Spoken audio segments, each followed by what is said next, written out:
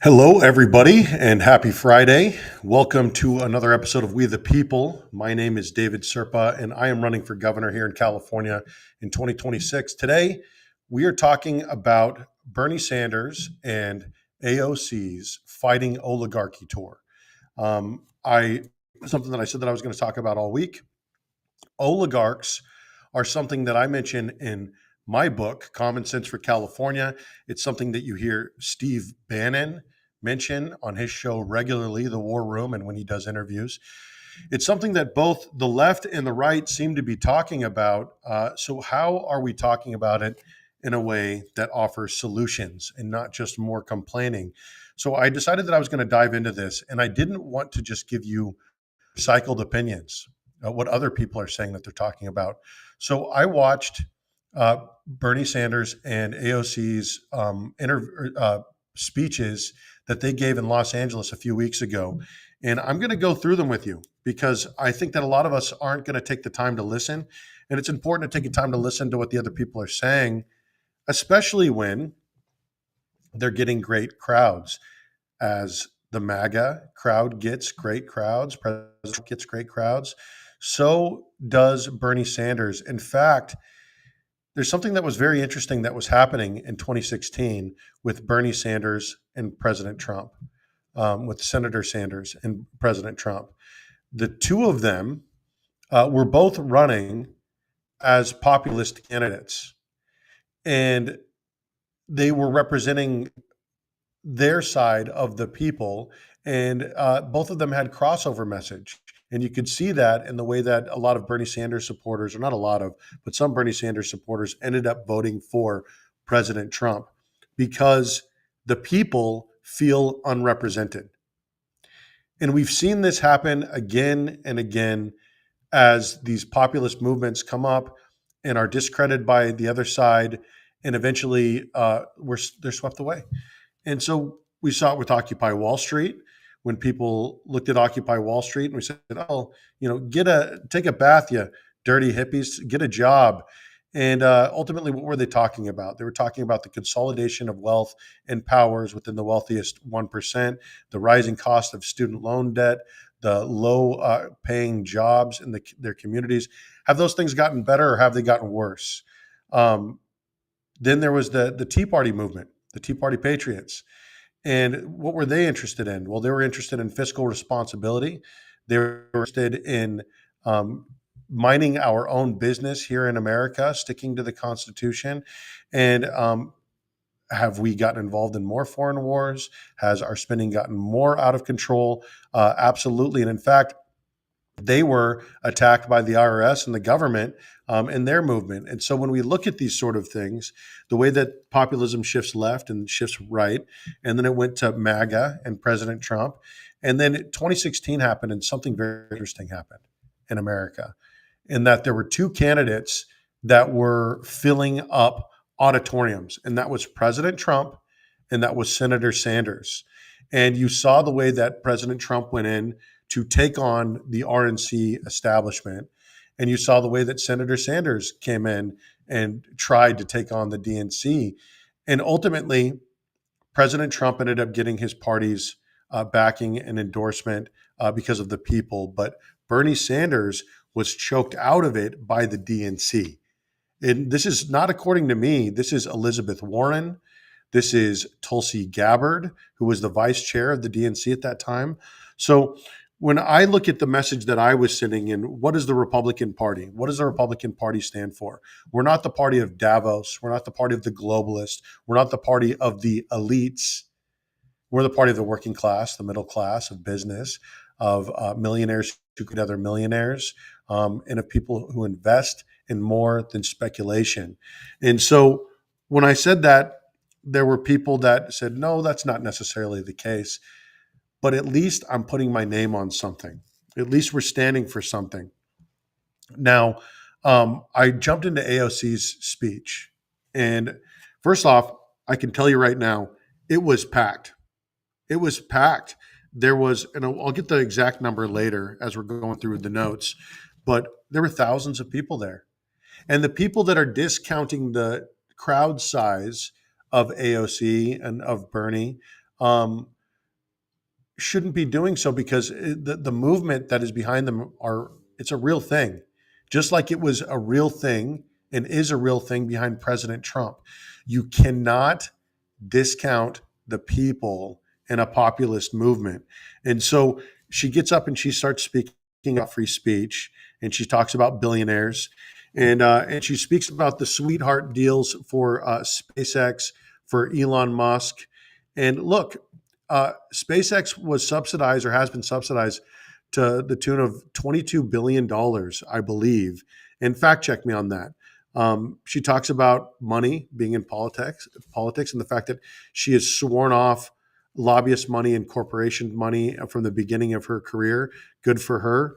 I'm not quite there yet. I'm going to take whatever money I need to take from wherever I need to take it in order to get the things done that I need to get done, because I'm not on the inside yet. She talks about insider trading, and I think a lot of people can agree on that. People don't want their congressmen or their senators getting rich going to Washington. And there was an interesting thing that had happened when AOC and I believe Matt Gaetz and a couple of other people co-sponsored a bill against insider trading. But did it ever see a vote? So you see a lot of it being exposed on unusual wells on X. And then she talked about how we can't see improvements in healthcare, energy, and in war when there is pharmaceutical money and oil money and defense stocks being traded through all of this insider trading. And is she wrong? No, she's not wrong. She's absolutely right there. She talked about the tariffs. Hey, look, the verdict's out on the tariffs. I think that a lot of these tariffs are going to end up proving to be a very good thing. There will be some short-term pain, but again, that's what she was talking about, the tariffs. She said that she does not care about party or positions. People don't want to see elected officials in Congress common trading stocks. Again, right. She talked about that we are paid as little as possible, and that life is becoming as expensive as possible. And I feel like a lot of people feel that way. That's why people are showing up, is this sort of economic populism that they are presenting in their messaging. And that's AOC and Bernie Sanders. Now, the big thing that they fall short on is solutions. And if you're not offering solutions, you're just complaining. And there's a lot of complaining that happens, but the complaints hit home. The complaints are absolutely right. It feels like more and more of us are being paid as little as possible, and life is becoming more and more expensive. She said that this is what it feels like to be governed by billionaires. 5-1, billionaires donate Democrat. But she says that big money is how we got Donald Trump. This is where they miss. Bernie Sanders, several times throughout his speech, and AOC several times throughout her speech, they mention that this is how we got Donald Trump. And that's not it. In fact, big money was behind Biden overwhelmingly. It was only at the 11th hour, as Pennsylvania was being called for President Trump, that the billionaires started all of a sudden pretending like they're Republican. Elon Musk was first. He saw the writing on the wall. His pattern recognition gave him the ability to see what was getting ready to happen through the nationalist populist movement that was behind President Trump. But I can tell you that big money is how we got Donald Trump. That's just not true. He does represent a group of people that would be inspired by the message that you're giving right now, which is we're all getting squeezed. Now, when you go forward, she says, she's in Los Angeles. She says, it isn't about Republican attacks on working people.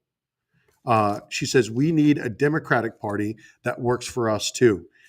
Now, kudos, because several times throughout that speech, both Bernie Sanders and AOC said, we need to take on the Democratic Party too.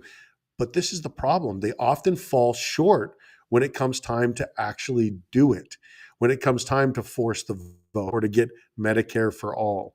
A lot of these things that they claim that they are supportive of do not get passed when they are in control of the legislator. Um, Now, she says that a lot of this messaging that I'm looking at, and she talks about the Republican spending bill. Now, the Republican spending bill, despite all of the Doge cuts and whatnot, the cost and the spending continued to go up. And so there is messaging that hits there if you are going to start building a big tent party. And I saw that throughout AOC's speech and Bernie's speech.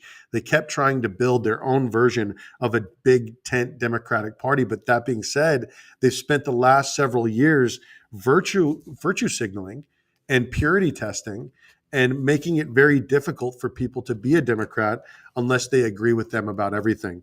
But they're starting to turn the page on some of that message. Now, that sort of wrapped up her speech, and then we jump into Bernie's speech. Now, Bernie's speech was significantly longer, and he said a lot more. He mentioned that it was mentioned that there were paid protesters that were at his speech, that the people that were showing up to attend his speech were paid. And he said that that's wrong.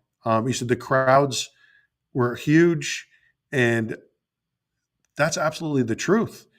We cannot continue to look at the crowds that are showing up and say, oh, well, they're just paid people. There were 36,000 people there, I think, maybe. And they were enthusiastic. And it was a long rally. That rally was over 5 hours long, and people were dropping like flies. There were so many medical emergencies. They probably could have shortened it up significantly. But again, he opens up his speech by scoffing at President Trump. There are several cheers. Now, where Bernie gets it right is he says, it's not Bernie, it's you. And that's where people who have been in the struggle for, on the Republican side and the Democratic side for a long time, whether it's Rand Paul on the Republican side or it's Bernie Sanders on the Democratic side, it's not about the individual. It is about the people that are standing behind them that empower them. Now, he talks about unions for several moments, taking control of the party and the unions. Oh, no, he talked about unions. And my note was, you need to take control of the unions from within the unions. You have to power check the unions from within the unions. A union is only as good as its leadership. And what we have seen often is a lot of the union leadership will lead their union members off of a cliff if it's good for those in union leadership. The populism is very real behind Bernie, just like it's very real behind Trump. The difference is that Bernie had 2016 where he could have stood up and the DNC stood against him and he backed down. In 2020, the same thing happened. President Biden was not picked to beat President Trump. He was picked to beat Bernie Sanders. And you saw the way that the DNC and the media machine coalesced behind Biden in order to rug pull Bernie Sanders. And again, not according to me, according to a lot of different people. He talked about it being the party of joy. He did say that there were 36,000 people and that it was their largest rally to date. And they're getting big crowds across the state of California, across the country. And he says that we are making Elon Musk and Donald Trump nervous. I don't think so. Donald Trump has a lot of time left on the clock. He just had his first 100 days. The jury is out there. But he did mention that Elon Musk talks about how they're paid organizers. That's not true.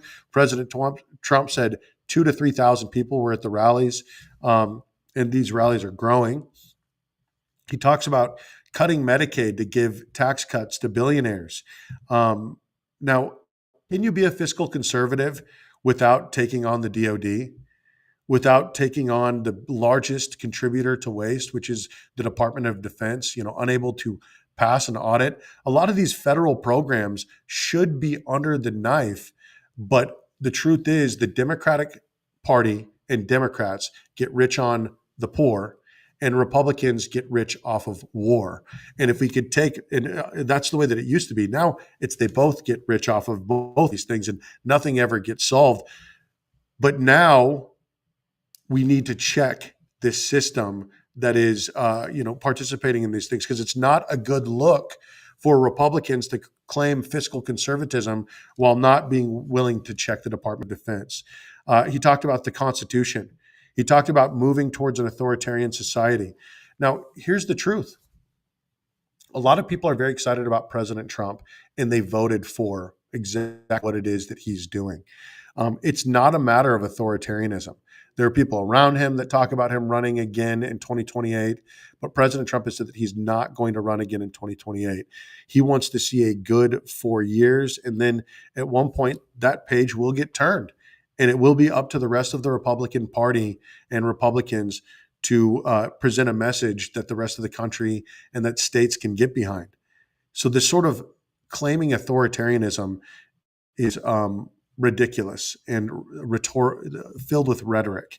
And as opposed to what President Biden did, I mean, President Biden was such a do-nothing president that people couldn't even get a hold of him to figure out where he stood on anything.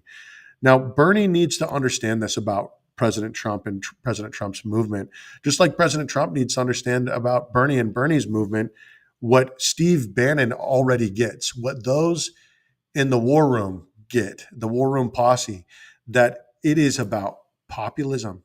It is about we the people. And that populist message is why people get behind these certain candidates. But populism has not been allowed to exist on the left. That's the difference. President Trump was able to take on the Republican Party establishment, and he was able to get the support of the people because he stood on a populist message. When Bernie has opportunity to take on the Democratic Party establishment and the powers that be, he backed off. Now, that's an important distinction to make. And so it's not necessarily about the cult of the individual, as often gets brought up about President Trump, because the same could be said for Bernie Sanders. It's about the movement behind them. It's about people no longer wanting to get screwed and it becoming exhausting for people to get by. And so when President Trump talks about no tax on tips or no tax on Social Security, this would be a great time for Democrats in the House and in the Senate to propose these bills. Well, let's do it. Can we agree on that? Start looking at some of those populist messages and then introducing the bills and seeing where you could get some favor with your base by accomplishing things while you have been in office. And that's one of my biggest problems with people that have been in office for 20, 30, sometimes 40 years, is they don't get anything done and they perpetually run on the same message. He talked about Bernie talking about oligarchy year after year after year. He said Musk says that Bernie just talks about oligarchy year after year. He mentioned that Musk and Bezos and Zuckerberg were at President Trump's inauguration, and then there were 13 billionaires that were going to be heading up institutions behind him. Now, that's another chapter I wrote about in my book. I wrote about the California Billionaire Coalition, utilizing the minds and networks in order to get the public works projects done that we want done, utilizing the minds of people that are good in things like efficiency to cut down on government waste and spending. And I would think that we could all get excited about a good, healthy audit. But I understand when it feels like it's just one side that is being audited, because, again, I look at that DOD and I'm like, when do we start there? He mentioned Abraham Lincoln going to Gettysburg right after the battle had taken place. And he read a quote. He said, "We here highly resolve that these dead shall not have died in vain, that this nation under God shall have a new birth of freedom, and that a government of the people, by the people, and for the people shall not perish from the earth." That's why we're here. That's why we're here. This is a unique experience here in America. We have an incredible thing happening here in that it is a government of the people, by the people, and for the people. And we have a republic for as long as we can keep it. Now, he talked about the richest guy on earth going after Social Security cuts, being a bad look. I get it. He talked about laying off 83,000 workers in the Veterans Administration. Now, Trump did a lot of amazing things in the VA in his first term in office, including community care and giving it, making it possible for veterans like me who consistently are not getting care in the VA to go out into the community and see a provider out in the community. He talked about the healthcare, slashing the Department of Education. Um, the difficult thing about Democrats is they sort of lose their authority when it comes to talk about healthcare when they had their chance, they had their moment. When Pelosi was Speaker of the House. But they talk about President Trump slashing the Department of Education. Now, in California, over 50% of our budget goes to the Department of Education. And we used to lead the world in our schools. Now we're 49th in the country. And so I don't believe that innovation exists inside of a monopoly. I also believe that if you don't educate, you incarcerate. And there are a lot of failure factories within, especially our major cities, but throughout our country that we are absolutely failing our children. And if you fail our children, you don't give them the future that they need. Don't give them the tools and the resources. They go off to college and they fall into debt, and they go and they look for a job that isn't there for them when they get out. So these sort of things that people talk about, it jives with people. He talked about slashing U.S. aid and said that millions will die because of the slashing of U.S. aid. No, I don't think so. I think a lot of us did vote for the slashing of foreign spending.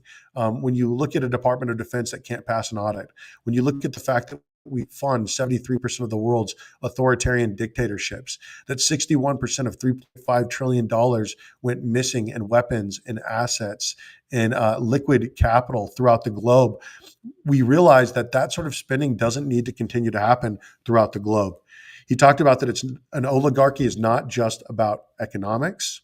He said that billionaires buy elections. And he's right that billionaires have influence over elections. But at the end of the day, if the candidate is not likable, if the horse that is on, or excuse me, if the jockey that is on the horse can't ride the race, people are not going to turn out and vote. You could have all the money in the world. And I think that we'll see some of this in our own Republican Party primary in California. You could have all the money in the world, but if the people are not about it, they're not about it. And that's part of why it's so important that we live in, in a democracy, in a republic, is that the people have a say. We don't get to determine who wins the primaries as the Republican Party establishment or the Democratic Party establishment without serious repercussions from the people. And the DNC is realizing that now, that they have stifled all of their real talent from speaking with authority about the things that they believe in. They've really had players in the game, but they have made them play with one hand tied behind their back with a muzzle on. And it's been very interesting to watch the way that party has been bought. So he talks about billionaires buying elections. He's absolutely right. He talks about the lobbyist having influence over, DC. He's absolutely right. But again, Democrats overwhelmingly are the party of the billionaire class. 5-1 billionaires donate to the Democratic Party. We're not the party of Zuckerberg and of Oprah and of The Rock and of the elitist universities and of the elite media. That's not the Republican Party. It's just not. I have to continue to drink my caffeine here. It's only 11:30 in the morning.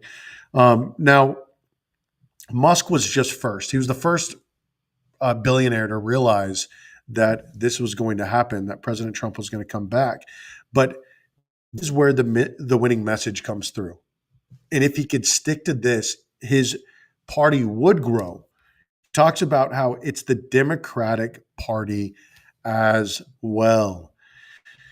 He He talks about Democrats and special interest. He talks about Citizens United and public funding of elections. Now, I disagree with the public funding of elections. I'm not necessarily sure that that's where I would go with it, but we're having a lot of the same conversations right now in the Republican Party primary, where there was a candidate that stood up the other day and he said, look, if you don't have money, you don't need to be in the primary. You are wasting your time and your energy. If you don't have the funds and if you can't get the funds relatively quickly, you should drop out. Now, is there some truth to that? That's what people debated. I think that the funds will follow the right candidate and the right messaging because people are thirsty for the right candidate, not just your top three issues that poll well. People are exhausted about those kind of conversations. So here we are, 13 months out from an election, and we have time for, I feel like the first time people are paying attention in California 13 months ahead of time. Let's have a dialogue. Let's have a conversation. Let's make sure that the cream rises to the top. And I'm willing to have a dialogue with the Democratic Party too.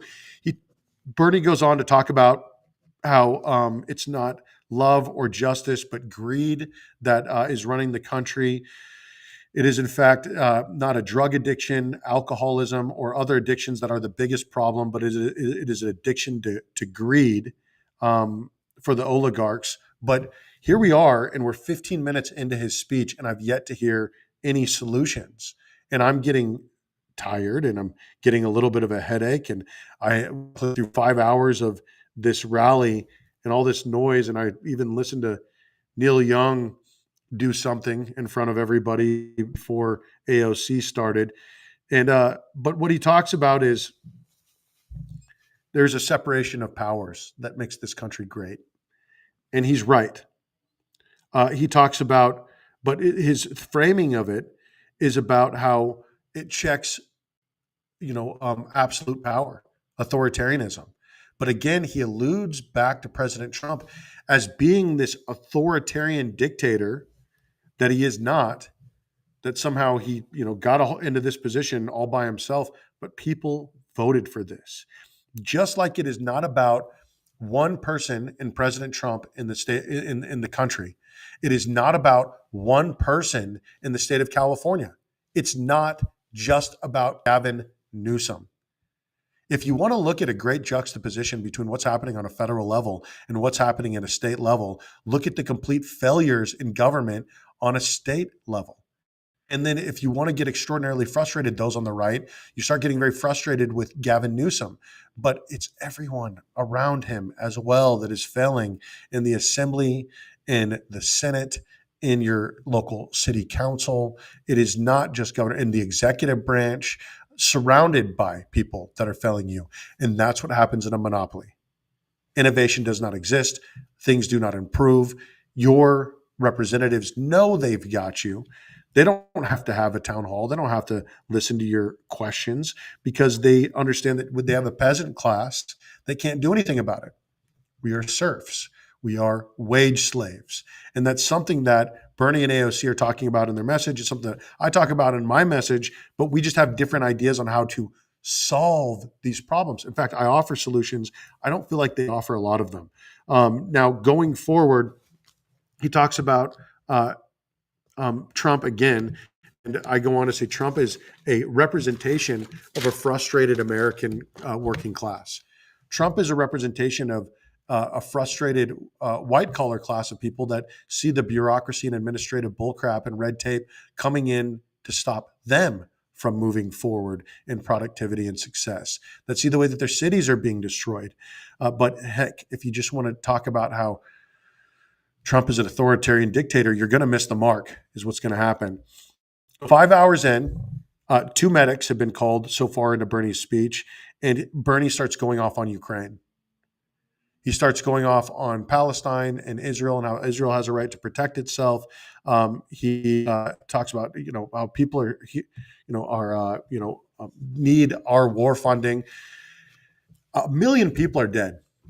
1 million people are dead. When President Trump said that he just wants people to stop dying, that was, for me as a combat veteran, the closest thing to a real foreign policy stance that I have heard in years. I just want people to stop dying. I want the killing to stop. Because if you look at, the numbers, and the numbers are different everywhere, but people agree that there's been, over 500,000 Russian soldiers that have died, and about, 3, 4, 500,000 Ukrainian soldiers that have died. This is not to mention all of the civilians. All of the Palestinians, hundreds of thousands of people are dead. Over 1 million people dead. And we think that funding is the problem. If it was about funding, with the amount of money that we spend on war, we would have bought world peace decades ago, but it clearly is not. Maybe it's more about being willing to communicate with your enemies. And that's something that I felt like President Reagan did wonderfully. He had a line directly directly to Russia, so that he could figure out what was going on if that red button was going to be pushed. And that direct line of communication probably saved the world and eventually led to the nuclear disarmament, the opening up of the fall of the Berlin Wall. We had an opportunity through a program called Megatons to Megawatts, where for 20 years, 10% of the entire American grid was powered by a program called Megatons to Megawatts. It was decommissioned Russian nuclear warheads. Talk about using something that was supposed to be used for destruction and using it for production. They were low on capital. We bought these decommissioned nuclear warheads. We used them to power 10% of our for over 20 years. The program ended in the year 2012. But fact check me. I think I'm 100% right about 2012. I know it was 10% for 20 years. It might have been 2010. But my point is that people here are suffering. We're tired of watching our dollar go to use throughout the world, funding war and destruction of our neighbors when it could be used to build our home.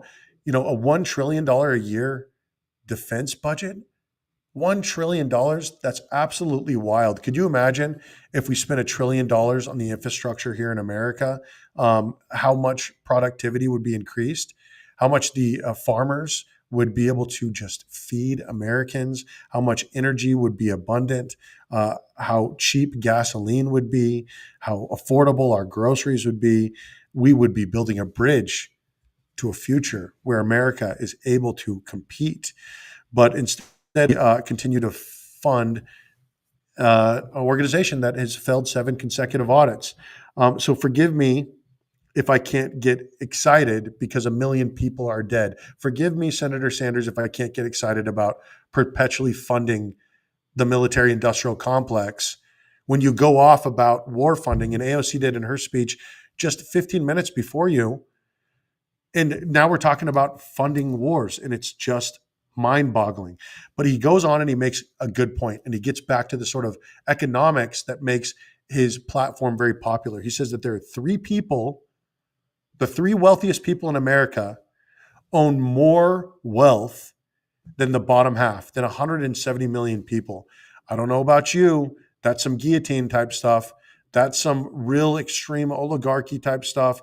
That's the kind of stuff that makes me want to help these billionaires invest their money before people get very frustrated and start taking the situations into their own hands. Like we saw with Luigi, 3 people own more than 170 million people in the bottom half.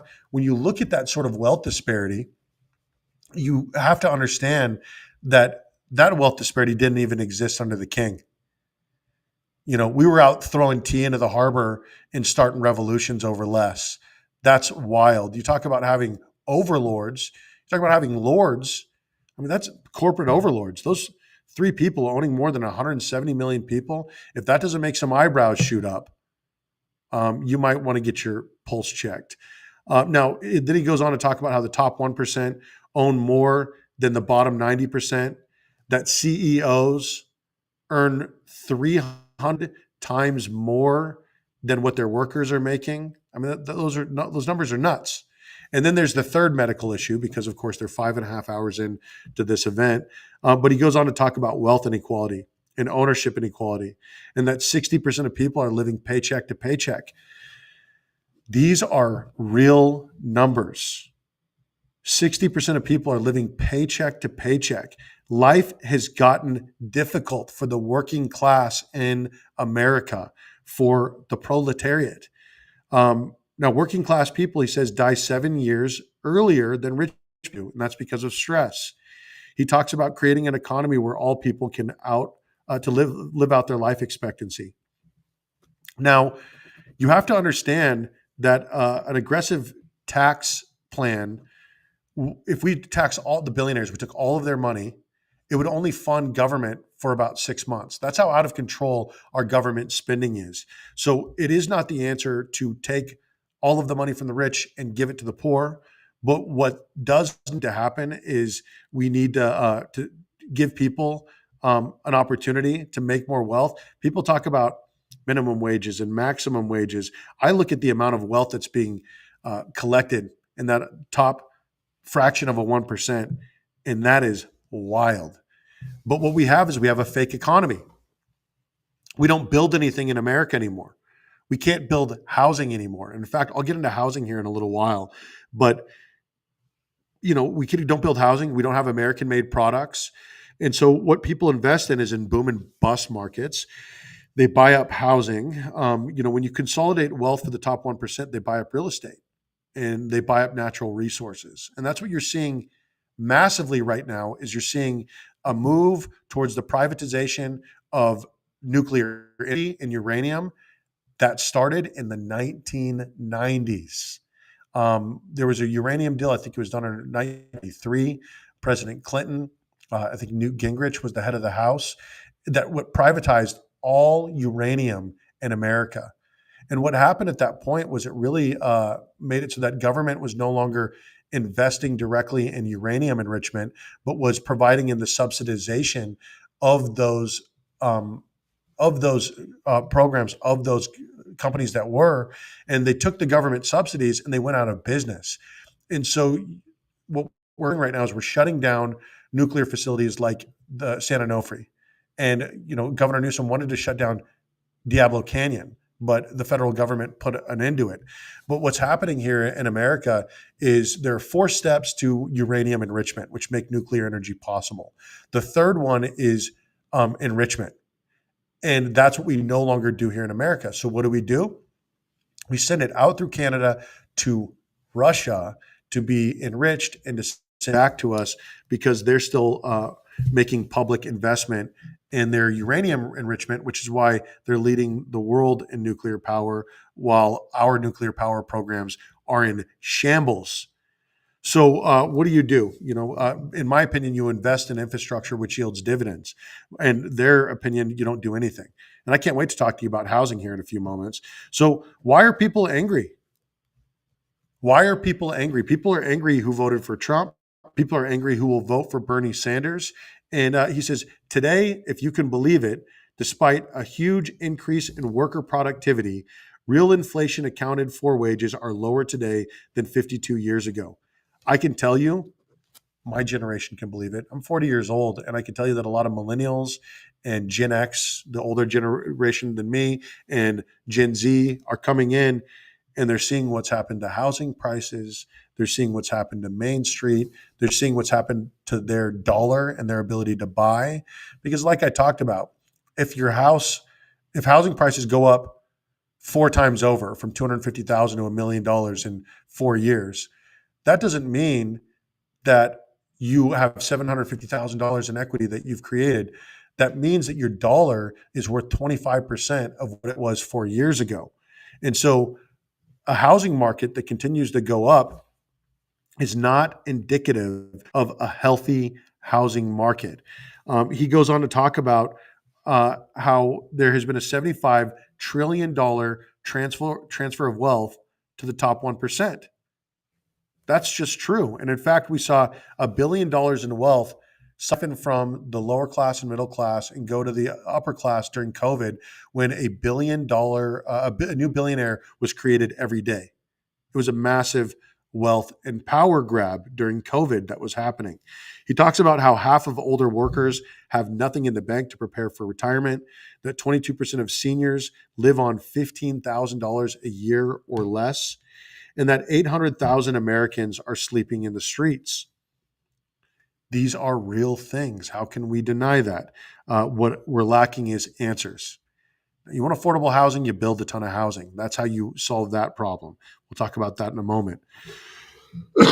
He mentions MLK, racism, how there was no women in the House when he first got to Congress. He talks about abortion and gay people and gay marriage. He talks about progress and President Roosevelt and economic rights are human rights, and how Musk and his friends don't give a damn. He talks about taxing the rich and raising minimum wage. He talks about unions and not cutting Social Security. Again, these are things that are on the forefront of people's mind. And then he talks about guaranteeing healthcare for all. Now, the healthcare for all narrative is one that's become extraordinarily popular, but here's the truth when it comes to Democrats. They had an opportunity to force the vote under Pelosi. They didn't do it. In California, there was a bill to guarantee Medicare for all. And Governor Newsom pulled it from the floor, didn't even allow it to go to a vote. So when Democrats have a chance to execute on it, they do not do it. So case in point, why is California not voting on Medicare for all now? They have a Democratic super majority. And the truth is they haven't figured it out. They're all bought and sold by big pharma. But I'm very interested in talking about a federal answer for this. I would love to see President Trump do what he did with the Air Force. He created a new branch of the military, a new department of the Air Force called the Space Force. I would love to see a new department of the Navy called the United States Medical Corps. And the United States Medical Corps could help to bring back public hospitals. We could work with local guards, state guards, to bring a source of volunteerism for people who are willing to donate a shift a month or donate a procedure a month. Because the thing is, we have no public hospital. We have no safety net. We are all being driven into bankruptcy if we get become healthy, because over 60% of bankruptcies are due to medical debt. There's over 600,000 medical bankruptcies every year due to medical debt, unpaid medical debt. This is not right. The number one fundraiser on GoFundMe should not be for unpaid medical bills in the richest country on earth and the fourth largest economy on earth. We are failing people. So I would like to see the California State Guard start to address a network of volunteerism that could help to bring back and staff a public hospital. But more than that, I would like to see the federal government step out, and instead of investing in the destruction of our neighbors, we invest in the health and well-being of Americans. Because we can always afford to kill people, but we can't afford to heal people. So what would $1 trillion a year do in America versus $1 trillion a year being spent outside of our border on war? I think it could go towards a lot. Now, this is what I've been wanting to talk about for a long time. He goes into how we need to build 5 million units of affordable and low-income housing. No thanks. He talks about how people don't want high-density housing. I wrote that. People don't want high-density housing. Bernie Sanders says we need 5 million units of affordable and low-income housing. No, thank you. No, we don't. People don't want to live in the slums. People don't want to live in high-density housing if they can have homes. You talk about affordable housing, get government out of the way. You talk about affordable housing. Katie Porter had a message that she put out yesterday on her Instagram. And she says that if you want to make housing more affordable, all you need to do is cut down on the amount of time that it takes to build. In Texas, it's significantly cheaper because it takes a year to build. They build things too quicker than we do in California. Well, why is that? Why is that? And I do believe that Katie Porter is acting in good faith. But why is that, Katie Porter? Why does it take 2 to 3 years longer to build in California than it does to develop in Texas. And I can tell you that it's because of CEQA, it's because of the EPA, it's because of the bureaucratic and administrative red tape and the real estate Gestapo that prevents housing from being built. Now, I can tell you that what happened over the weekend or last week, was that at 1 a.m., Republicans passed a bill to allow for the selling of public land. And Ro Khanna is up in arms about this. Why are all the people who want housing to be affordable, they don't want there to be housing built? They only want high density housing and more slums and more ghettos for the people to be packed into without having a yard, without having a home, without having a sense of ownership that they could bridge the lower class into the middle class and then potentially someday the upper class through real estate.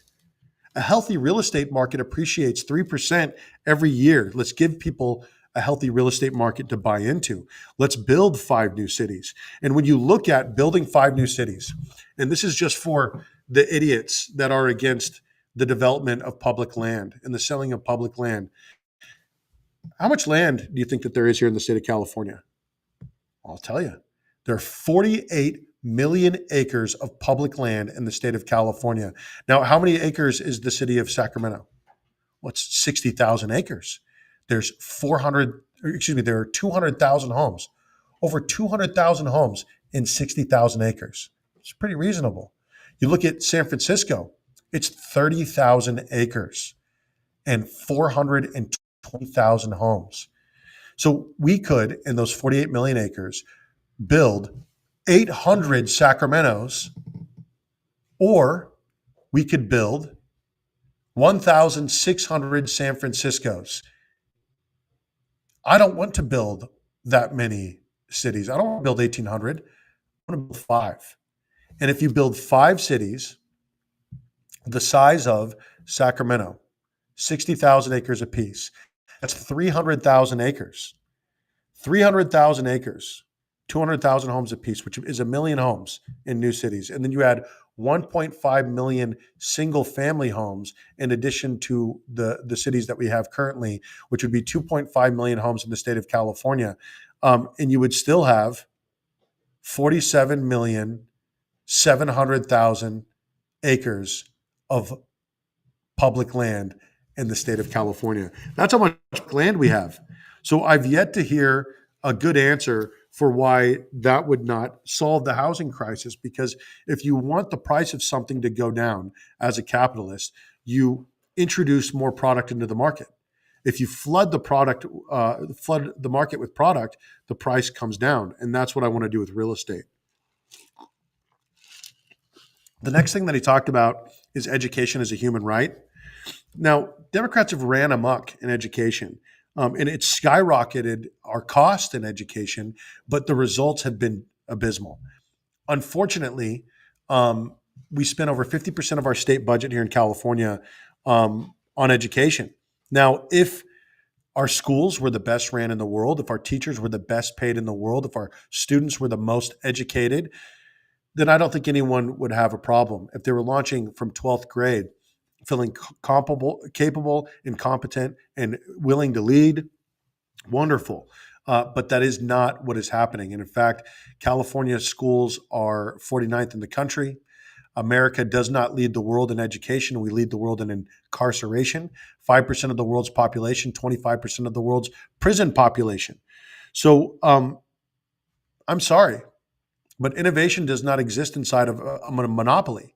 And our schools currently are set up for the Industrial Revolution, for the last Industrial Revolution. And now we're getting ready to head into the 4th Industrial Revolution, and we still haven't updated our schools to stop just pumping out factory workers. Not that there's anything wrong with factory work, which there isn't. In fact, the manufacturing built the middle class in America. So the results have been abysmal, like I said, in education. He goes on to talk about climate change and leading the world in clean energy. I find it very weird that the Democratic Party continues to talk about climate change and leading the world in clean energy while they're decommissioning nuclear power plants, while they're continuing to government subsidize solar, which is a waste. We're not storing with batteries. And in addition to that, they go into giant waste fields, just like wind. Wind, you have these giant elephant graveyards full of these wind turbines because there's nowhere to put them. They're not biodegradable. They're not going to go back to the earth. And so, talking to me about how wind is a wonderful renewable waste of energy is what it really is. It's a waste of energy. That's what we need to understand. And when you see these giant wind farms, they take up about 200 times, 400 times more space than a nuclear power facility would take up. And we could build tons of micro nuclear power facilities all throughout the state of California for about $2 to $4 million a piece. $2 to $4 billion a piece. But that's a fraction of what we sent Ukraine like on Tuesday during the Biden administration. So the thing is if we're going to invest in clean nuclear power, if we're going to invest in clean energy, we need to do it. We don't just need to government subsidize and government mandate productivity while not providing the infrastructure, which is what we've seen. How do you expect everybody to move towards an electric car when we're decommissioning nuclear power facilities? When we're running electric vehicle charging stations on generators, which are powered by gasoline? These sort of things drive me a little crazy, ladies and gentlemen. He says that giving up is not an option. And I think that a lot of people agree there. He says that President Trump and Musk, pay attention. You're scaring them. You're scaring them. Well, Senator Sanders, I would agree with you that we would be scaring the system if it was all of us. If it truly was about the 80% in the middle that we could build a big tent with, then the powers that be might be a little bit nervous. But if we united that populist base, I actually think that President Trump would be quite excited about it. I think he would be quite excited. I think a lot of people would be quite excited about it because you're underestimating the dedication of MAGA and of organizations like, the War Room and the War Room Posse and of the people that are dedicated to this movement. We are just as dedicated as you are on the other side of things. And so when I look at all of this, and I think we only need 50% plus one to start winning serious elections. We only need 50% plus one. So if we start looking at the sort of populism that transcends party ideology, then we could start getting on the same page about the 80% that is important, which is ultimately what President Reagan said. A person that agrees with me 80% of the time is a friend and an ally, not a 20% traitor. And that's where we need to get back to. Now, Bernie goes on to talk about Frederick Douglass and this quote, and I have several Frederick Douglass quotes in my books, Common Sense for California, but it ends with this. He says, the limits of tyrants are prescribed by the endurance of those whom they oppress. The limits of tyrants are prescribed by the endurance of those whom they oppress. You will get what you are willing to put up with. And that's sort of what I remind Republicans of in this state. We are getting what we have been willing to put up with. As the participation trophy party, as the party of principled losers, we are getting what we have been willing to put up with. And we're being forced to sleep in our dirty bed. Now, the oligarchy will concede nothing, he says. They own everything. He says, fight them door to door. But that's where the rhetoric misses, is I believe that if you are framing this in the right way, it's not about a fight with your neighbor. It's not about fighting with that neighbor that has a MAGA flag. It's not about fighting that neighbor that has a Biden yard sign. It's about the unification that could come from when we realize that we are on the same page 80% of the time and unifying there, whether there's an R next to your name or a D next to your name. Your neighbor is not your enemy. And we could get a whole lot more done together than we can working against one another. Now, he goes on to say, I don't care. He starts to, and I realize that I paused it a little bit too early. He says, I don't care if you're a Republican, a Democrat, or an independent. Good. That's the message that we need to be on. The people of this country do not want an oligarchy. I agree overwhelmingly. The people of America are tired of the oligarchy. The War Room will tell you that. Steve Bannon will tell you that on the right. I will tell you that on the right. And then you got AOC and Bernie on the left telling you that. But we have to figure out what the answer is then to that. How do we solve problems instead of just complaining? Now, he finishes, they want a government that works for all of us, not just the 1%. I agree. We want a government that works for all of us. The preamble of our Constitution starts with "we the people." It's why I decided to call this daily show that we do together "We the People." That's the beginning. That's the start of it. It's we the people. The people, not the system, not the Democratic Party, not the Republican Party. We the people are sick of the king. We the people are willing to fight and die for it in order to save our home and restore our integrity and make sure that we are not being ripped off and being treated like servants, like slaves, like peasants, like Russian serfs, that we are stepping up to claim the inheritance that is our birthright, which is the productivity of the Golden State, which is the productivity of America, which was built by our ancestors, which was built with our blood, our sweat equity, our tears, our lives overseas. We want to benefit when the country benefits. You want to see Californians do well when California does well. And I think that at the end of the day, that's where we need to go. That needs to be our message. We need to start communicating with the other side and figuring out where the overlap is. And I'm gonna tell you this about the California governor's race. Bernie, and about the president's race. I'm gonna peel back the curtain a little bit. I'm gonna show you the insides. Bernie will not win as president in 2028. AOC will not win as president in 2028. For the same reason that Katie Porter will not win as governor in California in 2026. The Democratic Party, the Democratic establishment, has a love-hate relationship with the progressive wing of their party, with the populist wing of their party. They love that Katie Porter can fundraise $10, $15, $20 donations up to accumulate $28 million. They love that Bernie can go out and put on his mittens and stand in the cold and say, "I'm once again asking you for your money," because he brings money into the party. They love that AOC can stand up and say, "Hey, I was a bartender. Now I'm a representative, and we're here to fight the oligarchy." And she could raise small dollar donations. They love the money that they bring in, but they hate them, and they hate their messaging, and they hate who they represent, which is the populist wing of their party. For the same reason that the Republican establishment hated President Trump and a lot of the MAGA conservatives, a lot of the MAGA Republicans, because of what they represent. They represent the people. They represent the working class. They represent getting involved door to door, knocking on doors, talking to your neighbor. And somewhere along the way, the establishment of both parties stopped serving the people and started becoming parties of gatekeepers.